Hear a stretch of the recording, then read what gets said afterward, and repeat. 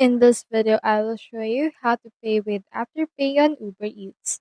So in order to actually do that, you first need to make sure that you have an account on your Uber Eats as well as your Afterpay. So let's head over right here and just go to afterpay.com and then just choose right here your region. So for example, if you're in United States, you can head over and then subscribe using the United States and then just install the application from in there. So from in there, just sign up and it will give you a virtual option to use it. Like you will have a virtual card. What you can do is you can just go to Uber Eats, just select which one you want to check out. And then once you have ordered food, click on this go to checkout option and click on this add payment method.